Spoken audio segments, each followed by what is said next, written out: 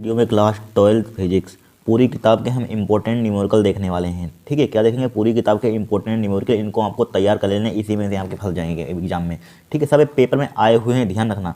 देखिए ए ए ए यहाँ पर क्या है? यहाँ पर एंगल होगा, कोई क्या होगा? एंगल। ए प्रिज्म कोण वाले पदार्थ के अपवर्तनांक कोसेक a/2 है। न्यूनतम विचलन कोण का मान ज्ञात कीजिए। क्या ज्ञात कीजिए? न्यूनतम विचलन कोण का मान ज्ञात कीजिए। यहाँ पर बताइए, अगर आप कर सकते हैं तो इसका आंसर आप कमेंट बॉक्स में लिखना। क्या आपसे लग जाएगा? सवाल पेपर में इस टाइप से आएगा।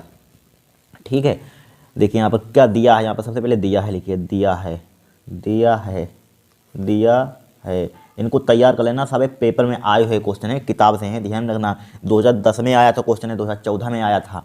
ठीक है, ये कभी आपको कहीं मॉडल पेपर में नहीं मिलेगा, मॉडल पेपर में ढूंढ लेना, उसमें नहीं मिलेंगे कहीं। ठीक है, बुक से हैं। ठीक है, यहाँ पर तो देखिए, यहाँ पर ए प्रिज्म वाले, प्रिज्म कोण वाले, प्रिज्म के पदार्थ का अपवर्तनांक कितना दिया गया है, न्यूनतम विचलन कोण का मान ज्ञात कीजिए। कुछ नहीं है, क्योंकि यहाँ पर हमें सबसे पहले दिया गया है, क्या दिया है? अपवर्तनांक दिया गया है, ए दिया है n बराबर कोसक a/2, कोसक a/2। और कुछ दिया है? यहाँ पर कुछ दिया ही नहीं है। तो बताइए, इसके लिए डायरेक्टली फार्मूला होता है, हमें निकालना क्या है? न्यूनतम विचलन कोण का मान ज्ञात कीजिए, डेल्टा एम, यानी कि डेल्टा एम यानी न्यूनतम मिनिमम, न्यूनतम विचलन कोण का मान ज्ञात कीजिए। तो इसके लिए डायरेक्टली फार्मूला होता है, एन बराबर फार्मूला क्या होता है? पढ़ा होगा आपने, फार्मूला ड्राइव भी किया हुआ, sine a plus delta m. और क्या होता है? Delta m, delta m by 2 होता है। क्या होता है? बाई 2 होता है। और क्या होता है इसके अपान में? साइन a/2 होता है, साइन a/2। ठीक है, ये क्या होता है? हमारे पास फार्मूला होता है। ठीक है, अब बस आपको वैल्यू पुट करनी है। देखिए एन का मान कितना दिया? ए दिया है, कोसक पुट कर दीजिए यहाँ पर, कोसक a/2, कोसक a/2 लिख लिया, बराबर, देखिए बराबर साइन, साइन एच टी लिखा हमने, साइन ए प्लस, क्या लिखेंगे? ए, या यहाँ पर हमें चूंकि ए का मान हमें दिया, ए प्रिज्म कोण है, यहाँ पर कुछ दिया नहीं, ए प्लस डेल्टा एम बाई 2, जो का ए प्लस डेल्टा एम बाई 2 हमने एच टी लिख लिया यहाँ पर। ठीक है, डिवाइडेड बाई, और क्या लिख दिया हमने यहाँ पर?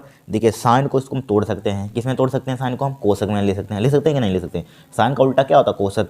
ठीक है, तो क्या लिख सकते हैं इसको? 1/, कोसक यहाँ पर ले सकते हैं, कोसक, कोसक a/2, कोई दिक्कत नहीं होगी। ठीक है, साइन कोसक a/2 लिख दिया। अब देखिए ध्यान से समझते रहे ना, बहुत सिंपल सवाल है। ठीक है, कोसक, कोसक a/2 बराबर, कोसक a/2 बराबर, इसको ऊपर भेज दीजिए। क्या हो जाएगा? Sine a plus delta m by 2। ठीक है, और ऊपर जाएगा किसका हो जाएगा? यहाँ पर कोसक हो जाएगा, उल्टा हो जाएगा, 1/, लिखा हुआ इसके ना, ये ऊपर जाएगा कोसक हो जाएगा, कोसक a/2 हो जाएगा यहाँ पर। ठीक है, a/2, ठीक है, कोसक a/2। अब बोलिए क्या करेंगे हम? अब यहाँ पर हम क्या करेंगे? कुछ नहीं करेंगे। देखिए इसको उड़ा दीजिए, इससे कैंसिल आउट हो जाएगा, और क्या हो जाएगा? यहाँ पर क्या बचेगा? 1 बचेगा। 1 बराबर क्या आ जाएगा? Sine, sine a plus delta m by 2 हो जाएगा यहाँ पर, sine a plus delta m by 2। अब बोलिए, क्योंकि हम जानते हैं 1 साइन के मान में 1 किसका मान होता है? साइन 90 डिग्री का मान होता है, 90 का मान होता है। तो इसको क्या ले सकते हैं? साइन 90 डिग्री बराबर क्या हो जाएगा यहाँ पर? Sine a plus delta m by 2, right. अब देखिए साइन से साइन कैंसिल आउट हो जाएगा, 90 डिग्री काटना मत एग्जाम में, मान लिया जाता है, हमने आपको काट कर दिखा दिया है। ठीक है, मान लिया जाते हैं कि कट जाते हैं। ठीक है, तो क्या हो जाएगा यहाँ पर? a प्लस, क्या बचा हमारे पास? a plus delta m by 2, delta m by 2 हो गया यहाँ पर, डेल्टा एम बाई 2। अब क्या करेंगे? इसको चाहे इसकी मल्टीप्लाई इधर कर दीजिए। ठीक है, 90, शायद क्वेश्चन 2023 में इसी टाइप से आया था। ठीक है, देखा आपने, आंसर हमने करवाया था, आया था शायद इसी टाइप से क्वेश्चन 2023 में, एक डेल्टा 5 नंबर का आया था। ठीक है, डेल्टा एम बाई 2, इसकी मल्टीप्लाई इसमें करेंगे, कितना हो जाएगा यहाँ पर? 90 दूना कितना होता है? 180, 180 बराबर क्या हो जाएगा यहाँ पर? a प्लस डेल्टा एम हो जाएगा।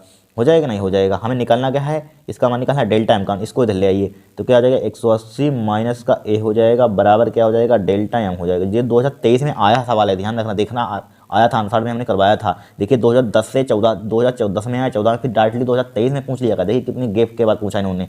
ठीक है, ये ध्यान रखना कि 2023, 18-19 के 2 सालों के पीछे आ जाएंगे, नहीं आ जाएंगे। देखिए कितने सालों के बाद पहले क्वेश्चन आया था, एक 2013 में सवाल आया था, फिर 2023 में उसको पूछा, देख लेना। ठीक है, आप मैच करना, यहाँ पर क्या हो जाएगा? आपका आंसर हो जाएगा यहाँ पर। ठीक है, इंपॉर्टेंट सवाल है, 2010 और 14 में आया था, इसको कर लीजिए। ठीक है, कुछ है नहीं इसमें, क्योंकि हमें यहाँ पर दिया गया है, यहाँ पर क्या दिया है, यहाँ पर ए प्रिज्म कोण दिया है, वाले पदार्थ के अपवर्तनांक दे दिया है, बस फार्मूला आपको लगाना है। न्यूनतम विचलन कोण का मान ज्ञात कीजिए, न्यूनतम विचलन कोण डेल्टा एम का मान करना। एन बराबर फार्मूला होता है पदार्थ का अपवर्तनांक आपने ड्राइव किया होगा, न्यूनतम विचलन की स्थिति में क्या होता है, साइन बराबर sine a plus delta m by two, sine a by two होता है। ठीक है, तो ये एन का मान ऊपर दिया है, पुट कर दिया है यहाँ पर sine a plus delta m by two, इसको उल्टा कर देते हैं, साइन का उल्टा क्या होता है कोसक, इसको लिख सकते हैं 1 कोसक ए बाई टू, इसको ऊपर पहुंच जाएगा यहाँ पर। ठीक है, ऊपर कट जाएगा, यहाँ पर कट गया यहाँ पर, तो बन साइन के मान में बन किसका मान, तो साइन 90 डिग्री का साइन से साइन उड़ जाएगा, a plus delta m by two बचेगा। ठीक है, अब देखिए यहाँ पर इसकी मल्टीप्लाई इधर कई चीज़ में मल्टीप्लाई, इसके नीचे 1 होगा, इसकी मल्टीप्लाई इधर कर दी, इसकी मल्टीप्लाई इसकी इधर कहीं 180 है, इसकी इधर कर दी, इधर लिख दिया a plus delta m by two. 90 दूना कितना होता है 180 बराबर क्या हो जाए a plus delta m by two. ठीक है, इसको इधर ले आइए, ए को इधर ले आइए तो क्या हो जाए 180 डिग्री लिख दीजिए, चाहे डिग्री यहाँ पर 180 डिग्री माइनस का कितना हो जाएगा ए डेल्टा, इसको ए के इधर ले क्या हो जाएगा, आपका आंसर आ जाएगा यहाँ पर। ठीक है, इसी टाइप से इसी मेथड पर 2023 में 5 नंबर का सवाल आया था, ध्यान रखना। ठीक है, कर लीजिए, यहाँ पर कुछ है ही नहीं इसमें। ठीक है, नोट कर लेना इन सबको सवालों को इंपॉर्टेंट है, आपको कहीं मॉडल पेपर में नहीं मिलेंगे, ध्यान रखना। अब देखिए इस क्वेश्चन को, एक क्वेश्चन आपसे हिल जाएगा तो कमेंट करना, आंसर इसका पहले ही बता देना। ठीक है, इसी टाइप से आएंगे, कोई सिंपल सवाल नहीं आएगा बोर्ड में, ध्यान रखना। अगर फार्मूले बेस पर आप सवाल सोल्व कर रहे हैं तो आपके नंबर नहीं आएंगे, ध्यान रखना। फार्मूले बेस पर सवाल 1 नंबर का पूछा जाएगा, लॉन्ग में क्वेश्चन आएगा वो फार्मूला बेस पर नहीं आएगा, ध्यान रखना। पेपर उठाकर देख लेना, इतने मैंने अनुसार पेपर 3 सालों को करवाए हैं, 2023, 22, 20 के, उसमें हमने देखा है कि फार्मूला बेस पर सवाल पूछा ही नहीं जाता है ज़्यादातर। लॉन्ग अगर पूछा जाता तो 1 नंबर का ऑब्जेक्टिव में पूछा जाता है, फार्मूला बेस पर क्वेश्चन नहीं पूछा जाएगा। ये सवाल कब आया था मालूम है, सन 2000 में आया था, 2000 में आया था, और किस में आया था मालूम है, 3 में आया था और 13 में आया था क्वेश्चन। देखिए कहीं ये मॉडल पेपर में आपको सवाल मिल जाएगा, नहीं मिल जाएगा, और पूछा जाएगा सवाल, ध्यान रखना इस टाइप से। देखिए कांच बराबर एन बराबर क्या दिया, 1.5 से बने एक लेंस की वायु में फोक दूरी कितनी है, 0.4 मीटर है, तथा एक द्रव में फोक दूरी 1.2 मीटर है। द्रव का अपवर्तनांक ज्ञात कीजिए, यूपी बोर्ड में आए हुए सवाल हैं। ठीक है, ठीक है, फोक दूरी 1.2 मीटर है, द्रव का अपवर्तनांक ज्ञात कीजिए यहाँ पर। ठीक है, देखिए यहाँ पर द्रव का अपवर्तनांक ज्ञात कीजिए, यहाँ पर इस टाइप से सवाल आपको सिर्फ किताब मिल रहे हैं, बुक मिलेंगे, आपके पास कोई और प्रकाशन एनसीईआरटी को छोड़कर और प्रकाश की दूसरे प्रकाशन की बुक होगी कोई, उसमें लिखे होंगे क्वेश्चन। ठीक है, कोई किताब में दिए होते हैं बहुत पहले के, कोई किताब में तुरंत के दिए होते हैं, ज़्यादा सवाल दिए ही नहीं होते हैं, आपके पास होगी तो कोई बात नहीं, यहाँ पर कर लीजिए, हमारे पास बुक है। ठीक है, कांच बराबर हमारा क्या दिया, 1.5 से बने एक लेंस की वायु में फोक दूरी कितना है, 0.4 मीटर है, तथा द्रव में फोक दूरी 1.2 मीटर है। द्रव का अपवर्तनांक ज्ञात कीजिए, कुछ नहीं है यहाँ पर, सबसे पहले दिया है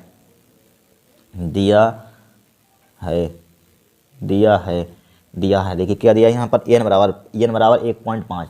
आप बताइए कांच का अपवर्तनांक कितना होता है, वैसे ही यहाँ पर, क्योंकि यहाँ पर कांच का अपवर्तनांक ऐसे ही ध्यान रखना है 1.5 होता है, वैसे लिखा भी है, लेकिन आपको याद होना चाहिए कांच का अपवर्तनांक। उसमें कोई बार कोई क्वेश्चन आ जाए तो उसमें कहता नहीं कि कांच का सिर्फ ये लिखा होता है 1.5 अपवर्तनांक वाले, आपको पहचानना होगा कांच का अपवर्तनांक होता है 1.5। तो किसके सापेक्ष होता है, हमेशा ध्यान रखना, जो भी अपवर्तनांक दिया होगा वो वायु के सापेक्ष होता है। ठीक है, ANG आएगा जरूर, हर साल आता है क्वेश्चन इस कॉन्सेप्ट पर। ठीक है, 1.5 यहाँ पर आप पेपर उठा कर देख लेना।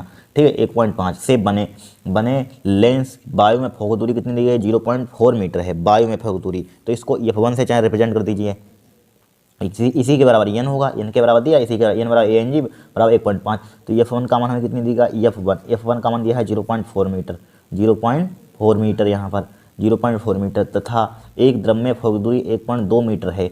द्रव में फोक दूरी यानी कि F2, लिक्विड में है यहाँ पर F2 का मान कितना है, 1.2 मीटर है, 1.2 मीटर लिख लिए, 1.2। द्रव का अपवर्तनांक ज्ञात कीजिए, यहाँ पर क्या दिया है, द्रव का अपवर्तनांक ज्ञात कीजिए। द्रव का अपवर्तनांक मतलब कि हमेशा इनके ENL का मान ज्ञात करना, हमें ENL इसके सापेक्ष वायु तो होगी हमें मालूम है, तो वायु के सापेक्ष अपवर्तनांक होगा ANL, वायु के सापेक्ष होगा यहाँ पर एक क्वेश्चन वहाँ से। ठीक है, क्या आपसे एक सवाल लग जाता, आया हुआ पेपर में, चूँकि यूपी बोर्ड में है, नहीं लगता आपसे अगर जब तक यहाँ पर पढ़ेंगे नहीं हर कॉन्सेप्ट पर सवाल। ठीक है, देखिए यहाँ पर चूँकि हम जानते हैं, तो यहाँ पर सबसे पहले देखिए क्वेश्चन समझिए क्या कह रहा है। देखिए पहले क्वेश्चन समझिए, रट्टिए मत। ठीक है, कांच का अपवर्तनांक दिया है, से बने एक लेंस वायु में फोक दूरी इतनी दी गई। ठीक है, तो समझ गए होंगे आप, तथा द्रव में फोक दूरी इतनी है, द्रव में कितनी है फोक दूरी इतनी, द्रव का अपवर्तनांक ज्ञात कीजिए। देखिए हमें पूछा गया द्रव का अपवर्तनांक ज्ञात कीजिए यहाँ पर। ठीक है, तो द्रव का अपवर्तनांक देखिए निकालेंगे यहाँ पर, तो कुछ नहीं है, पहले हम जानते हैं लेंस मेकर सूत्र, बहुत इंपॉर्टेंट है लेंस में, इस पर या तो ये ड्राइव करने के लिए आ जाएगा या तो इस पर सवाल आ जाता है, इन दो में से तो आना ही आना 100% हम बता रहे हैं। ठीक है, 1/F बराबर क्या हो जाएगा यहाँ पर, ANG माइनस का 1। ठीक है, माइनस का 1/R1 हो जाएगा यहाँ पर, माइनस का 1/R2 होता है। वैसे यहाँ पर n होता है, लेकिन हमने ANG ले लिया यहाँ पर, इसके लिए NG की कांच के अपवर्तनांक के लिए लिया हमने, किसके लिए ले लिया, कांच के अपवर्तनांक के लिए। ठीक है, इसको डाल दीजिए समीकरण 1। ठीक है, कांच में हमने फोक दूरी समझ लिए निकाल लें यहाँ पर। ठीक है, ठीक है, कांच के सापेक्ष अपवर्तनांक, फिर यहाँ पर किसके सापेक्ष दिया, यहाँ पर किसका अपवर्तनांक दिया गया है, यहाँ पर फिर हमें हाँ लिक्विड का ज्ञात करना है यहाँ पर। तो यहाँ पर लिक्विड का ज्ञात करना है यहाँ पर, जिसमें लिक्विड का ज्ञात करना, उसी के सापेक्ष हम अपवर्तनांक ले लेते हैं यहाँ पर। ठीक है, लिक्विड ज्ञात करना है, लिक्विड का यहाँ पर द्रव का अपवर्तनांक ज्ञात कीजिए। द्रव में तो लिक्विड के सापेक्ष अपवर्तनांक ले लेंगे, यानी कि लिक्विड के सापेक्ष मतलब कि यल एन जी पहले ले लेंगे। यल एन जी बराबर क्या हो जाएगा हमारे पास, यानी कि ए एन जी पहले आता है, एन जी बटे क्या होता है हमारे पास, ए एन एल होता है, ए एन एल। तो ए एन जी का मान जरा बताना कितना दिया है, 1.5 दिया है यहाँ पर। ए एन जी का मान 1.5, ए एन एल का मान कितना दिया है, ए एन एल, चूँकि ए एन एल का मान हमें ज्ञात ही करना है, ए एन एल का मान हमें ज्ञात ही करना है। ए एन एल को आप एच टी लिखिए यहाँ पर।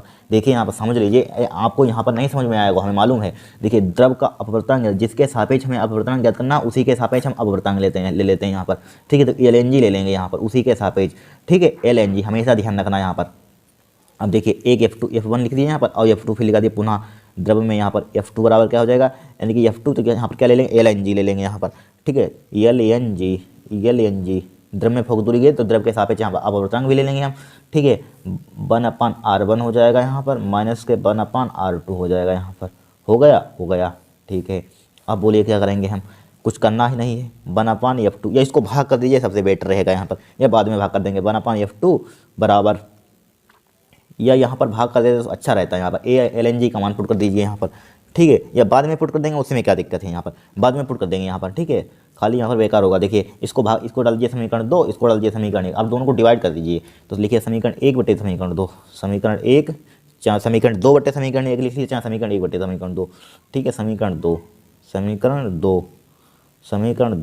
समीकरण 1 जरा बताना कितना है, 1/F1 है, 1/F1। समीकरण 2 क्या है, 1/F2 है, 1/F2 बराबर। ठीक है, 1/F1 है समीकरण 1। ठीक है, अब 1/F1 का मान क्या है, ए एन जी बटे 1/R1 माइनस के 1/R2, A N G minus का 1/R1 माइनस का 1/R2। ठीक है, 1/R2। ठीक है, डिवाइडेड बाई F2 का मान कितना दिया, एल एन जी माइनस का 1/R1 माइनस का 1/R2। ठीक है, अब देखिए यहाँ पर क्या, देखिए इससे कट जाएगा, उड़ जाएगा यहाँ पर, तो ये ऊपर पहुँच जाएगा। F2 कहाँ पहुँच जाएगा, F2 ऊपर पहुँच जाएगा। F2 बटे क्या हो जाएगा, F1 हो जाएगा बराबर।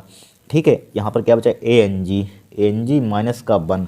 ठीक है, अब डायरेक्टली एल एन जी का मान यहाँ पर पुट कर दीजिए। एल एन जी का मान कितना निकाला था हमने, यहीं के निकाला होगा। देखिए ये निकाला था एल एन जी का 1.5 बटे ए एन एल, 1.5 बटे ए एन एल माइनस का 1। ठीक है, माइनस का 1। ठीक है, अब बोलिए क्या करेंगे यहाँ पर। अब यहाँ पर देखिए वैल्यू पुट कीजिए, यहाँ पर क्या पुट करेंगे, यहाँ पर हमें चूँकि इसका मान ज्ञात करना है, कोई दिक्कत नहीं है। और ए एन जी का मान हमें चूँकि मालूम है, कहाँ मालूम है, देखिए ये दिया है ए एन जी, कांच का अपवर्तनांक हमें मालूम है। तो यहाँ पर क्या हो जाएगा, 1.5 हो जाएगा, माइनस का 1 हो जाएगा। ठीक है, डिवाइडेड बाई 1.5 हमने एच टी लिखा, चूँकि इसका हमें अपवर्तनांक, या इसका एलसीएम ले लीजिए। यहाँ पर एलसीएम लेना चाहते हैं, एलसीएम ले लीजिए, रहने दीजिए, ए एन एल हो जाएगा यहाँ पर, ए एन एल माइनस का क्या हो जाएगा, 1 हो जाएगा।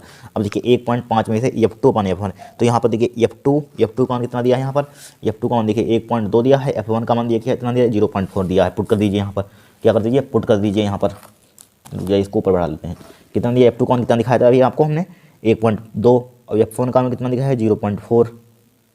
ठीक है, बराबर ए एन जी माइनस का 1, 1.5 में से 1 घटाइए, यहाँ पर कितना बचेगा, यहाँ पर 0.5 बचेगा। ठीक है, 0.5 डिवाइडेड बाई क्या हो जाएगा, यहाँ पर डिवाइडेड बाई 1.5 हो जाएगा यहाँ पर, बटे क्या हो जाएगा, ए एन एल हो जाएगा, माइनस का क्या हो जाएगा, 1 हो जाएगा यहाँ पर, हो जाएगा 1 हो जाएगा यहाँ पर। अब देखिए इसको पेज पर सोल्व कर लेते हैं। देखिए अब यहाँ पर हम क्या करते हैं, या कैंची नुमा इसकी मल्टीप्लाई करना, या रहने दीजिए मल्टीप्लाई करने की। देखिए पॉइंट से पॉइंट उड़ा दीजिए, इसको कट जाएगा, 4 से इसका कट, 4 कंचा 4 12 हो जाएगा, क्या बचेगा, ओनली 3 बचेगा यहाँ पर। 3 लिख लिया हमने, क्या लिख लिया, 3 लिख लिया। ठीक है, और यहाँ पर क्या बचेगा, देखिए यहाँ पर 3 बचा।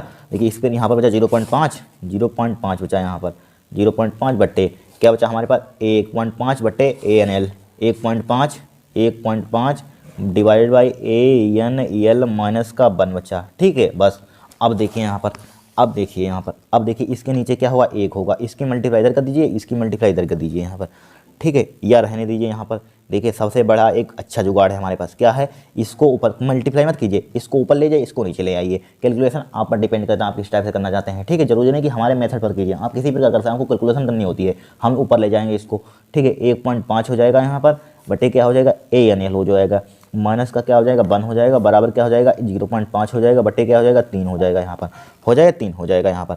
अब देखिए, अब पॉइंट हटाइए, 0 बढ़ाइए, 5 से 5 बढ़ाइए तो क्या हो जाएगा 5 छक्का 30 यानी कि 1/6 आ जाएगा, यहाँ पर आ जाएगा आ जाएगा। अब देखिए 1.5 बटे ए एन एल बचा बराबर 1 है, उधर भेज दीजिए 1/6 हो जाएगा, प्लस का क्या हो जाएगा 1 हो जाएगा यहाँ पर, ठीक है। तो देखिए 1.5 हो जाएगा बटे ए हो जाएगा बराबर, इसका एलसीएम कितना आ जाएगा 6 आ जाएगा, 1 प्लस का क्या हो जाएगा 6 × 6 हो जाएगा, यहाँ पर हो गया 6 × 6 हो गया।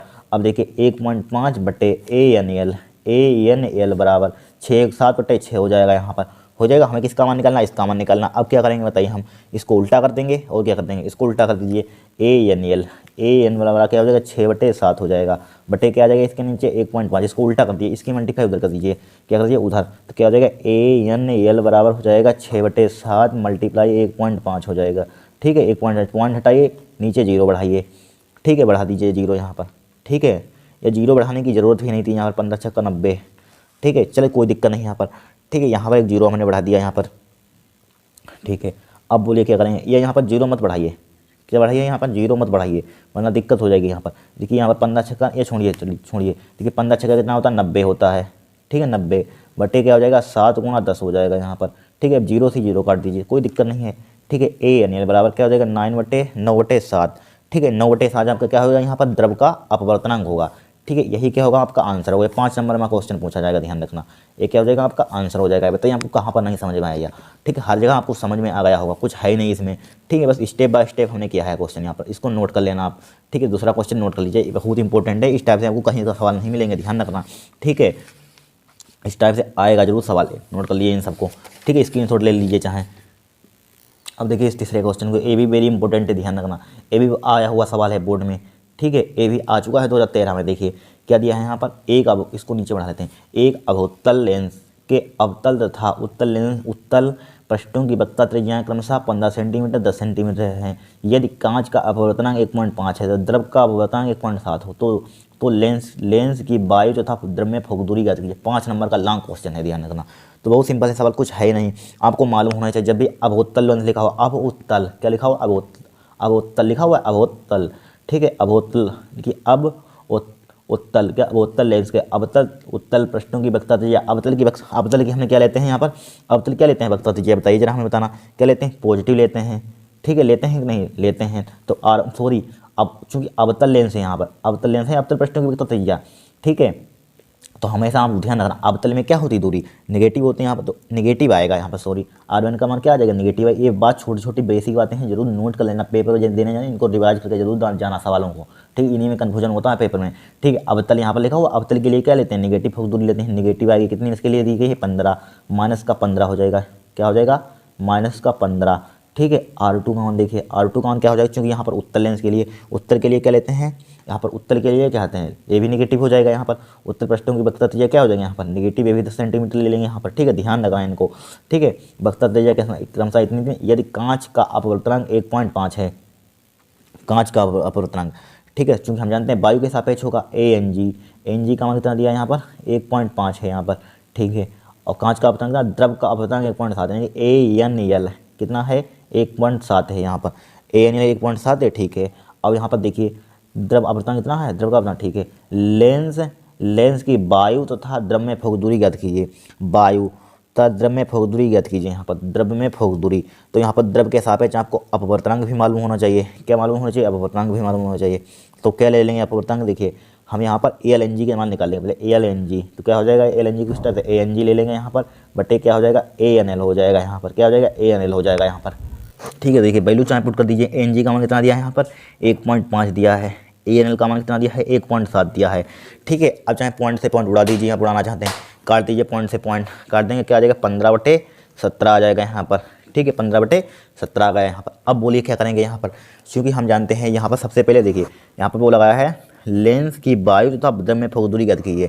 तो लिखिए वायु में लेंस की फोक दूरी, वायु में लेंस की फोक दूरी लिखिए यहाँ पर, वायु में लेंस की फोक दूरी, लेंस की फोक्स दूरी, वायु में लेंस की फोक्स दूरी, वायु में लेंस की फोकस दूरी, भाई लेंस में कर सूत्र लिखे, वायु में तो वायु के सापेक्ष ले लेंगे, यहाँ पर क्या हो जाएगा ANG, अपवर्तन क्या ले लेंगे वायु में, तो ANG माइनस का 1 हो जाएगा, 1/r1 हो जाएगा यहाँ पर, माइनस के 1/r2 हो जाएगा। ठीक है, अब देखिए, अब यहाँ पर देखिए, तो यहाँ पर देखिए वायु का अपवर्तन कितना दिया है, ANG का मान 1.5 दे दिया यहाँ पर। ठीक है, क्योंकि इसी की फोकस दूरी हमें याद करनी है। ठीक है, ठीक है, कितना दिया 1.5 लिख लीजिए यहाँ पर, 1.5 लिख लिया यहाँ पर। ठीक है, माइनस का लगाइए, माइनस क्यों छूट रहा है। ठीक है, अब यहाँ पर देखिए 1/r1, r1 का मान कितना है 15 है, किसका है नेगेटिव है, तो माइनस का 1/15 आ जाएगा यहाँ पर। माइनस देखिए यहाँ पर भी माइनस है, यहाँ पर भी माइनस है, माइनस माइनस क्या हो जाएगा प्लस का हो जाएगा, प्लस का क्या हो जाएगा 1/10 हो जाएगा यहाँ पर, हो जाएगा हो जाएगा। अब बोलिए देखिए 1/f लिखा हमने एज टीज, देखिए 1.5 में से 1 घटाएंगे कितना बचेगा यहाँ पर बताइए, 1.5 में से 1 0.5 बचेगा और कितना बचेगा 0.5। ठीक है, मल्टीप्लाई, इसका एलसीएम जरा बताना कितना आएगा, इसका एलसीएम कितना आ जाएगा 30 आ जाएगा। ठीक है 30, अब 15 दूनी 30, 2 माइनस का 2 हो जाएगा 10×30, ये तो आपको सोल्व करने आता होगा। ठीक है, अब देखिए 0.5 लिखा हमने एज 30 मल्टीप्लाई 3 में से 2 का कितना बचेगा 1 क्या आ जाएगा 30 आ जाएगा। ठीक है, 5 हटाइए नीचे 0 बढ़ाइए। ठीक है, बढ़ा दिया यहाँ पर 5 से 5 उड़ाइए, 30 दूना 60 हो जाएगा यहाँ पर, 1/f बराबर क्या हो जाएगा 1/30 60 हो जाएगा सॉरी। तो इसको उल्टा कीजिए तो एफ का मान कितना आ जाएगा यहाँ पर, एफ का मान 60 सेंटीमीटर आ जाएगा, वायु में आपकी फोकस दूरी आ गई यहाँ पर। ठीक है, ये पहला आंसर होगा यहाँ पर, आंसर हो जाएगा। अब किस में निकालेंगे हम, इतना नोट कीजिए, अब आगे सोल्व करेंगे हम, क्या करेंगे आगे सोल्व करेंगे, फिर आगे देखिए क्या पूछा गया, इतना नोट कर लेना। ठीक है, फिर देखिए यहाँ पर वायु में निकालिए फोकस दूरी तथा द्रव में फोकस दूरी याद कीजिए। अब लिखिए द्रव में रखे लेंस की फोकस दूरी, द्रव में रखे, सेकेंड पार्ट सोल्व करें, द्रव में रखे लेंस की फोकस दूरी, लेंस की फोकस दूरी, फोकस दूरी यहाँ पर।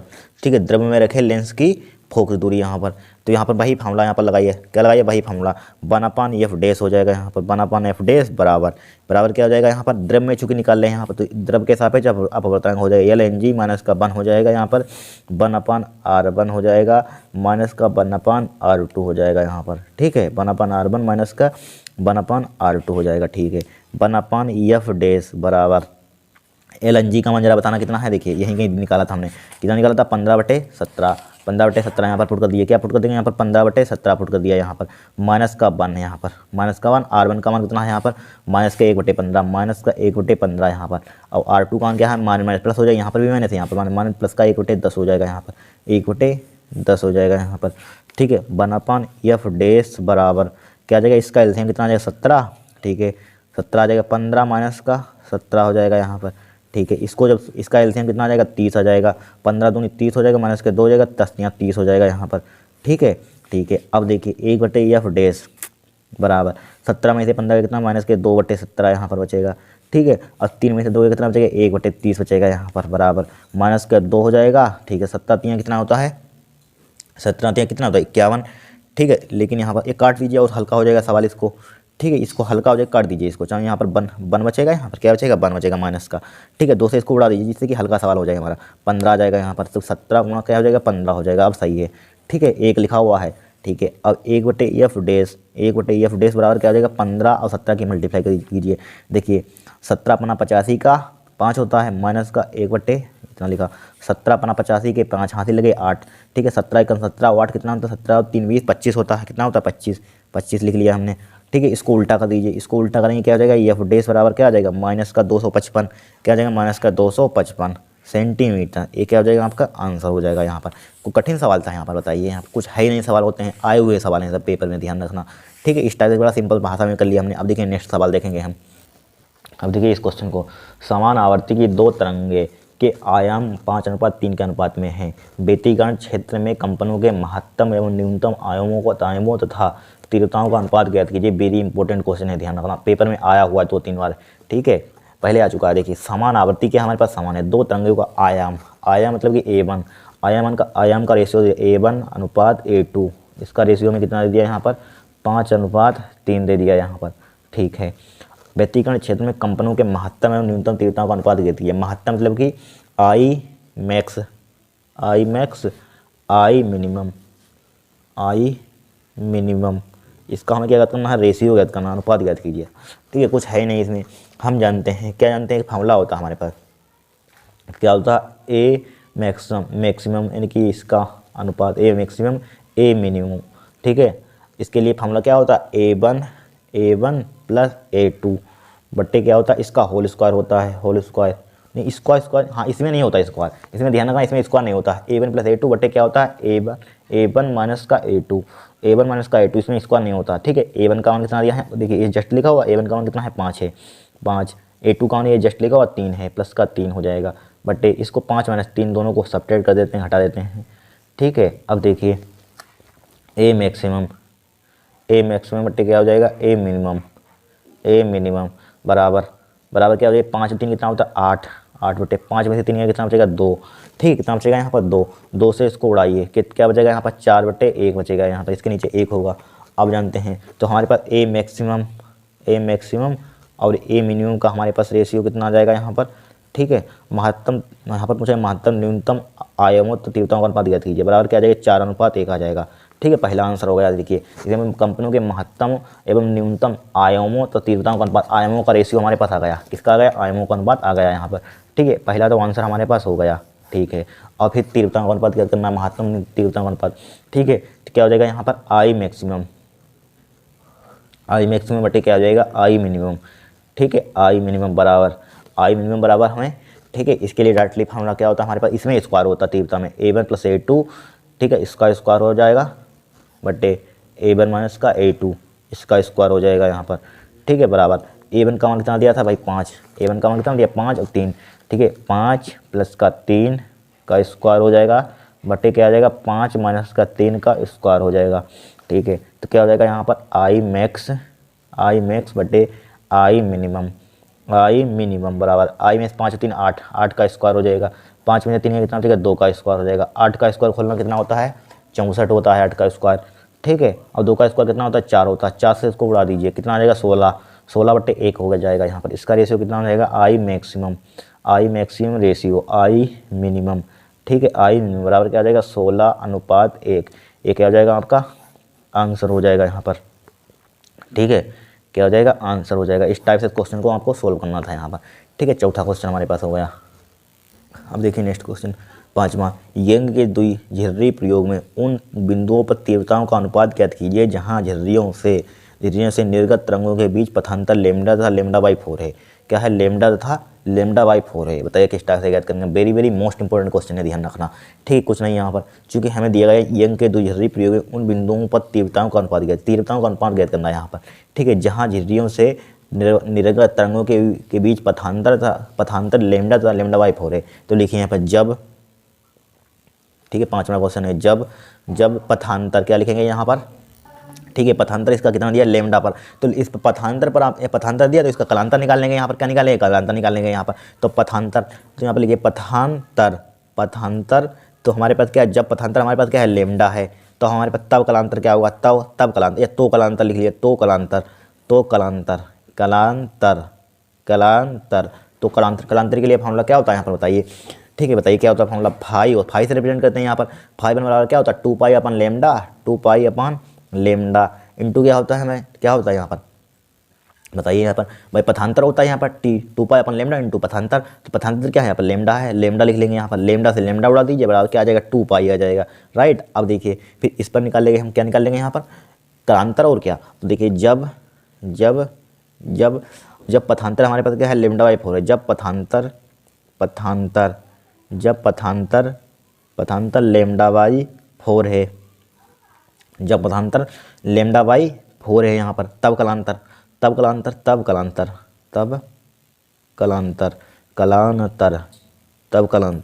कलांतर यहाँ पर कितना हो जाएगा यहाँ पर, तब कलांतर, इसको फाई 2 ले लीजिए, क्या हो जाएगा 2 पाई अपन लेमडा मल्टीप्लाई क्या होता है पथांतर होता है, पथांतर क्या है लेमडा/4 है, लेमडा/4 लिख दिया यहाँ पर, लेमडा से लेमडा उड़ाइए, 2 से 2 उड़ाइए, क्या बचेगा यहाँ पर पाई/2 बचेगा, यहाँ पर बचा पाई/2। तो यहाँ पर देखिए यहाँ पर हमसे पूछा गया तीव्रताओं का अनुपात ज्ञात कीजिए, तीव्रताओं का अनुपात है। तो यहाँ पर सबसे पहले यहाँ पर देखिए, यहाँ पर ठीक है, परिणामी तीव्रता का हमने यहाँ पर आपको शायद एक व्यंजक ड्राइव करवाया था, अनसार्ड में करवाया था, ऐसा नहीं कराया, अनसार्ड में करवाया था, ठीक है, निगमन कराया था फार्मूला। तो इसके लिए हम यहाँ पर फार्मूला हमारे पास क्या होता है, देखिए इसके लिए हमारे पास फार्मूला होता है आई बराबर परिणामी तीव्रता का, आई बराबर क्या होता है, आई वन प्लस का आई वन प्लस का आई2 प्लस का क्या होता है 2I1 इंटू आई2, ठीक है, अंडर रूट होता है, और क्या होता है कोस फाई होता है, ठीक है। ये क्या होता है हमारे पास फार्मूला होता है, ठीक है।